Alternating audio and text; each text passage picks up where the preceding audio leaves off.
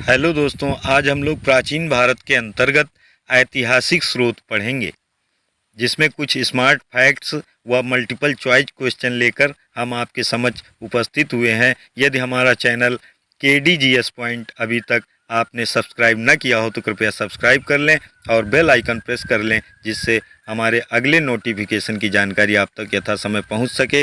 धन्यवाद। अब हम प्रश्न शुरू करते हैं। पहला फैक्ट है, ईरान से प्राप्त कस्साइट अभिलेख तथा सीरिया से प्राप्त मितन्नी अभिलेख में आर्य नाम का उल्लेख मिलता है। अगला फैक्ट है, आरंभिक अभिलेख प्राकृत भाषा में हैं।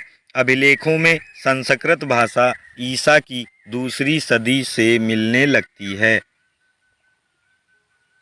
अगला फैक्ट है, शक शासक रुद्रदामन का जूनागढ़ अभिलेख संस्कृत में लिखा पहला अभिलेख है, जो कि संस्कृत भाषा में लिखा गया था। कौन सा? जूनागढ़ अभिलेख। और ये शक शासक रुद्रदामन का था, से संबंधित था। अगला फैक्ट है, दक्षिण भारत में मंदिर की दीवारों पर स्थायी स्मारकों के रूप में भारी संख्या में अभिलेख प्राप्त होते हैं। इतिहास और तिथियों के संबंध में थोड़ा हम जानेंगे, जैसे कि अंग्रेजी में BC यानी ईसा पूर्व का तात्पर्य बिफोर क्राइस्ट होता है। AD ईसवी, एनो डोमिनी नामक दो लैटिन शब्दों से बना है, जिसका तात्पर्य ईसा मसीह के जन्म के वर्ष से है। कभी कभी AD की जगह CE तथा BC की जगह BCE का प्रयोग होता है। CE अक्षरों का प्रयोग कॉमन एरा तथा BCE का फुल फॉर्म होता है, इस कैलेंडर के लिए होता है। कभी कभी अंग्रेजी के BP अक्षरों का प्रयोग होता है, जिसका तात्पर्य बिफोर प्रेजेंट यानी वर्तमान से पहले होता है। तो यहाँ पे ये महत्वपूर्ण बिंदु थे। अगला तथ्य है, पतंजलि के महाभाष्य और कालिदास के मालविकाग्निमित्र नामक नाटक से शुंग वंश के इतिहास पर प्रकाश पड़ता है। कालिदास के रघुवंशम में समुद्रगुप्त की दिग्विजय तथा सोमदेव के कथा सरित सागर एवं क्षेमेंद्र द्वारा रचित वृहत कथा मंजरी में राजा विक्रमादित्य की कुछ परंपराओं का उल्लेख मिलता है।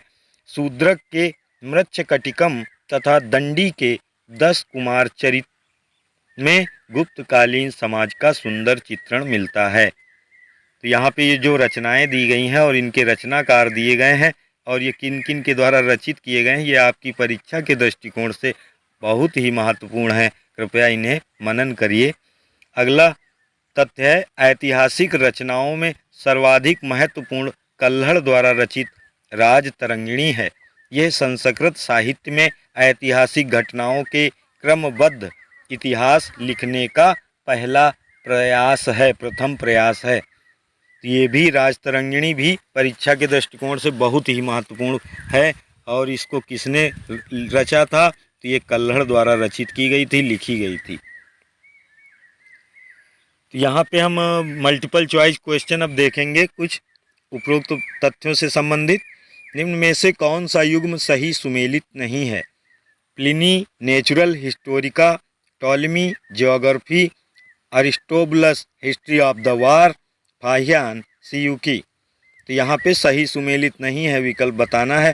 तो इसमें ऑप्शन डी फाहियान के सामने जो ये सीयूकी दे रखा है, ये सही सुमेलित नहीं है, क्योंकि सीयूकी की रचना ह्वेनसांग ने की थी।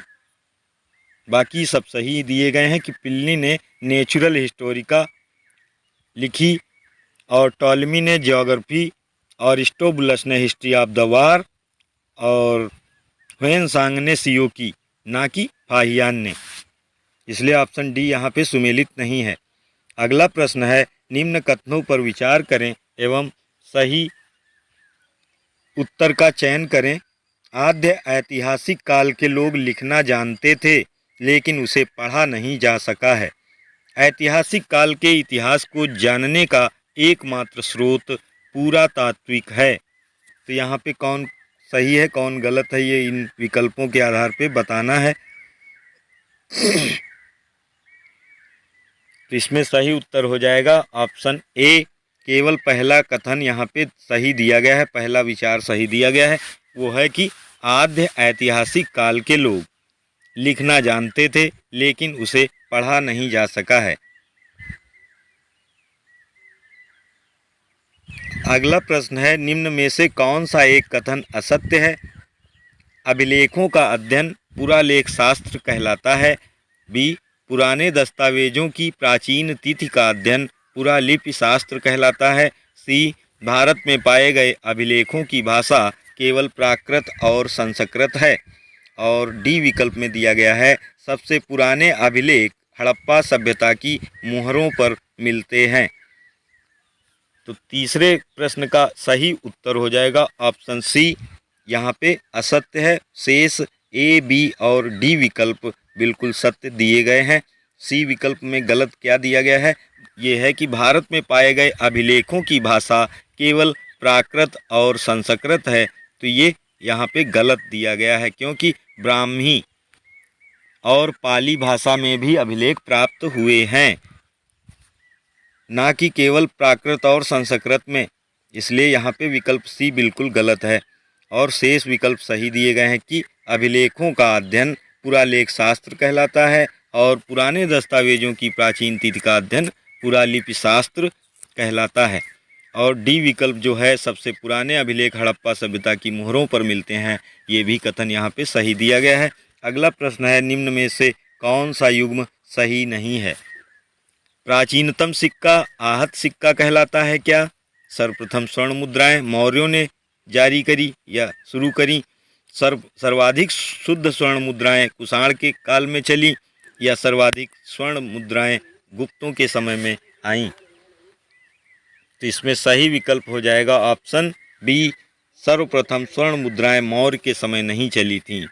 ये यहाँ पे गलत तथ्य दिया गया है। बाकी प्राचीनतम सिक्का आहत सिक्का कहा जाता है, ये बिल्कुल सही है। और सर्वाधिक शुद्ध स्वर्ण मुद्राएं ये कुषाण के काल में चलाई गईं और सर्वाधिक स्वर्ण मुद्राएं तो ये गुप्त काल में चली थीं। अगला प्रश्न है, सुमेलित कीजिए सूची फर्स्ट व सूची सेकंड। सूची फर्स्ट में दिया गया है काल, समय काल, और सूची सेकंड में मृदभांड।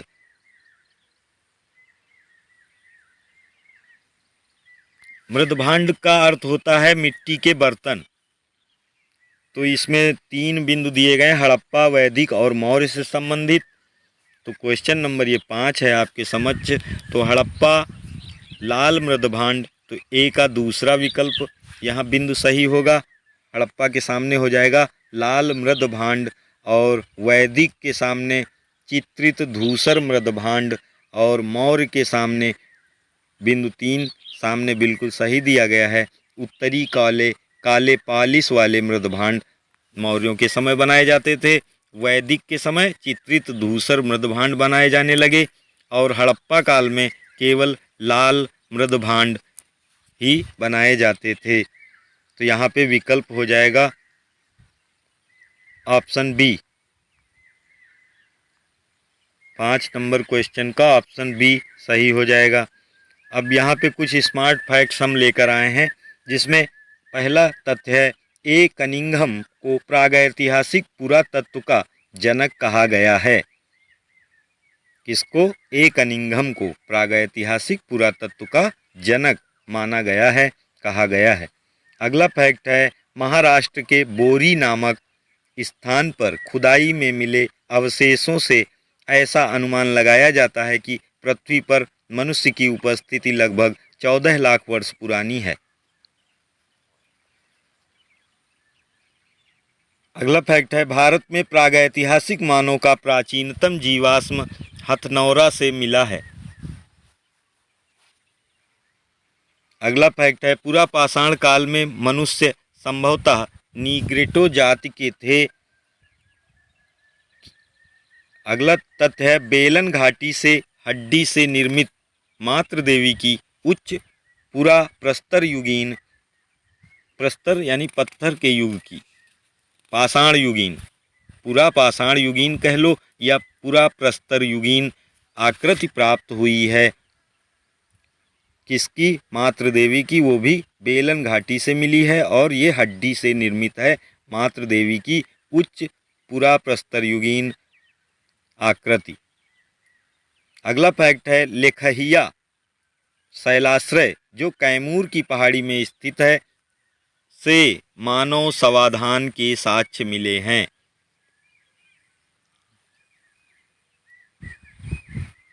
और कुछ स्मार्ट फैक्ट्स हैं आपके लिए। इस काल के प्राप्त गुफा चित्र तथा भित्ति चित्र से मध्य पाषाणकालीन संस्कृति का पता चलता है। किसका? गुफा चित्र व भित्ति चित्र से मध्य पाषाणकालीन मध्य पत्थरकालीन संस्कृति का पता चलता है। इन चित्रों में विविध पशुओं को दर्शाया गया है जिससे मनुष्य तथा पशुओं के बीच संबंधों की विशिष्ट जानकारी मिलती है। इसमें मनुष्यों के नृत्य, डांस, शिकार, खेल इत्यादि के क्षणों की जानकारी भी मिलती है। किसमें? मध्य पाषाणकालीन संस्कृति में।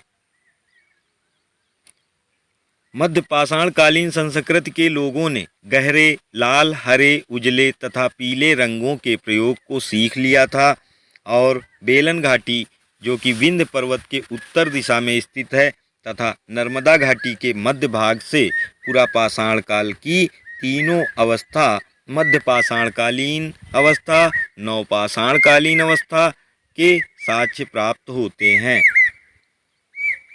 पुरापाषाण काल की तीनों अवस्थाओं के साक्ष्य कहाँ से मिले हैं? तो ये मिले हैं बेलन घाटी से और नर्मदा घाटी के मध्य भाग से जो कि विंध्य पर्वत के उत्तर दिशा में स्थित है, जहाँ जो वर्तमान में मिर्ज़ापुर जनपद उत्तर प्रदेश का है, उसी के दक्षिण दिशा की तरफ बढ़ने पर बेलन घाटी मिलती है। अगला फैक्ट है रॉबर्ट ब्रूस फुट ने 1863 ईस्वी में भारत की प्रथम पुरापाषाणकालीन संस्कृति की खोज की थी और पुरापाषाण काल में शुतुरमुर्ग के अवशेष पटने महाराष्ट्र से प्राप्त हुए हैं। पटने एक स्थान का नाम है जो कि महाराष्ट्र में है। यहाँ से शुतुरमुर्ग के अवशेष प्राप्त हुए हैं। ये रॉबर्ट ब्रूस फुट ने 1863 में बताया था। अगला तथ्य है मध्य पाषाण काल के लोगों ने अनुष्ठान के साथ शवों को दफनाने की प्रथा भी प्रारंभ की थी। और अगला है मानव द्वारा बनाया जाने वाला प्रथम औजार कुल्हाड़ी था। नवपाषाण युग के निवासी सबसे पुराने कृषक समुदाय के थे। वे मिट्टी और सरकंडे के बने गोलाकार या आयताकार घरों में रहते थे।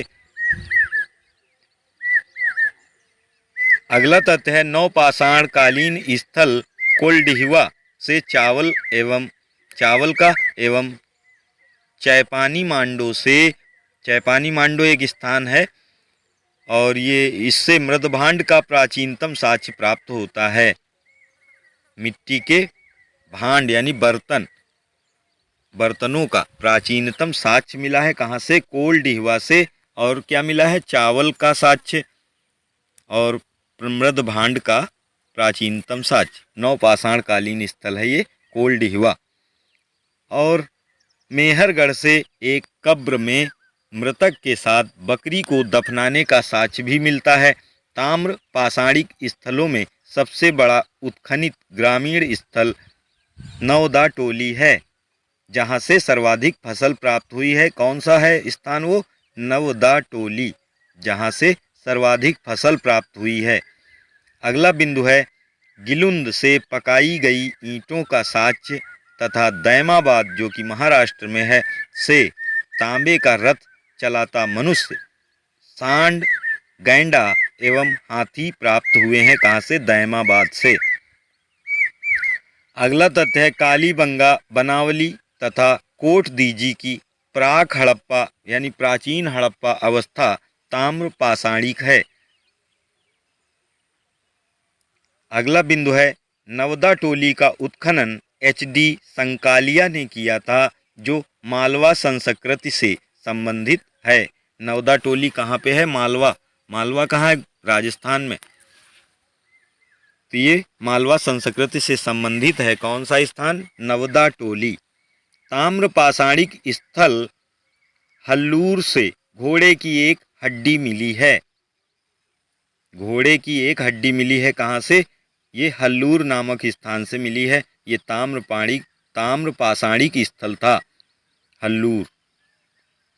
मेहरगढ़ पहला ऐसा गांव था जिसमें नवपाषाण से ताम्रपाषाण के संक्रमण काल को 5000 ईसा पूर्व में देखा गया। कहाँ? किसको? मेहरगढ़ को। अब हम यहाँ पे कुछ self check multiple choice question देखेंगे। तो निम्न उपकरणों, पहला प्रश्न है, निम्न उपकरणों पर विचार करें एवं मध्य पुरापाषाण काल से संबंधित उपकरणों का चयन करें। क्रोड उपकरण, फलक, बेधनी, खुरचनी। इसमें प्रश्न पूछा गया है कि निम्न उपकरणों पर विचार करें एवं मध्य पुरापाषाण काल से संबंधित उपकरणों का चयन करें। तो इसमें बिंदु सही हो जाएगा दूसरा, तीसरा, चौथा, फलक, बेधनी, खुरचनी। तो ये है विकल्प ऑप्शन बी। अगला मल्टीपल चॉइस क्वेश्चन है, निम्न कथनों में से कौन सा एक असत्य है? पहिए का आविष्कार नवपाषाण काल में हुआ। क्या ये सही है? भीमबेटका शैलाश्रय से सर्वाधिक चित्र प्राप्त हुए हैं। या भारत में मानव का सर्वप्रथम साक्ष्य नीलगिरी पहाड़ियों से मिला है। या मानव द्वारा सर्वप्रथम प्रयुक्त अनाज जौ था। जौ। तो इसमें सही उत्तर हो जाएगा ऑप्शन सी, भारत में मानव का सर्वप्रथम साक्ष्य नीलगिरी पहाड़ियों से मिला है। ये यहाँ पे बिंदु असत्य दिया गया है। बाकी ए, बी और डी विकल्प में जो तथ्य दिए गए हैं वो बिल्कुल सही हैं। अगला क्वेश्चन है, सर्वप्रथम भारत की प्रथम पुरापाषाणकालीन संस्कृति की खोज किसने की थी? तो ये की थी कार्लाइल ने, या रॉबर्ट ब्रूस फुट ने, या डी टेरा ने, या सर जॉन लुबॉक ने।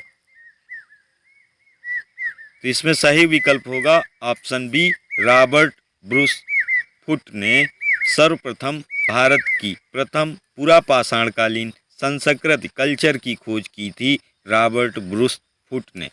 Option B is right. अगला प्रश्न है, निम्नलिखित में से कौन से नवपाषाण काल की विशिष्टता के द्योतक हैं? पशुओं को पालतू बनाना, कृषि व्यवहार का प्रथम प्रयोग, घिसे तथा पालिशदार पत्थर के औजार, मृद भांडों का निर्माण। ये कूट के माध्यम से उत्तर बताना है। तो इसमें सही विकल्प हो जाएगा ऑप्शन डी, पहला, दूसरा, तीसरा और चौथा। यानी जो ये दिए गए हैं नवपाषाण काल की विशिष्टता के कुछ बिंदु, तो इसमें सभी तथ्य ये सही हो जाएंगे। जिनमें पहला तथ्य है पशुओं को पालतू बनाना, कृषि व्यवहार का प्रथम प्रयोग और घिसे तथा पॉलिशदार पत्थर के औजारों का निर्माण यहीं हुआ, और मृद भांडों का निर्माण भी यहीं से शुरू हुआ। कहाँ से? नवपाषाण काल की ये विशिष्टता है। अगला प्रश्न है, निम्न कथनों पर विचार करें एवं सही उत्तर का चयन करें। मेहरगढ़ से प्राचीनतम स्थायी जीवन के प्रमाण मिले हैं। दूसरा बिंदु है, राख का टीला पिकली हल से प्राप्त हुआ है। और तीसरा, आदमगढ़ से पशुपालन का प्राचीनतम साक्ष्य मिला है। तो ये कूट के माध्यम से उत्तर यहाँ पे बताना है। तो इसमें सही विकल्प कौन सा होगा? तो ये हो जाएगा पहला, दूसरा, तीसरा, ऑप्शन डी। तो डी में पहला, दूसरा, तीसरा तीनों बिंदु आ जाते हैं। तो ये यानी तीनों बिंदु सही हैं। तो पहला बिंदु है, मेहरगढ़ से प्राचीनतम स्थायी जीवन के प्रमाण मिले हैं। तो ये बिल्कुल ट्रू है, सही है। अगला है, राख का टीला पिकली हल से प्राप्त हुआ है, ये भी सत्य है। और आदमगढ़ से पशुपालन का प्राचीनतम साक्ष्य एविडेंस प्राप्त हुआ है। तो ये भी कथन यहाँ पर सही है। अगर अभी तक मेरा चैनल आपने सब्सक्राइब ना किया हो, अपने दोस्तों को शेयर ना किया हो, तो कृपया शेयर कर लें। और मेरा चैनल सब्सक्राइब करने के बाद बेल आइकॉन प्रेस कर लें, जिससे हमारे अगले वीडियो की नोटिफिकेशन आपको प्राप्त हो सके। धन्यवाद। स्वस्थ रहें, मस्त रहें।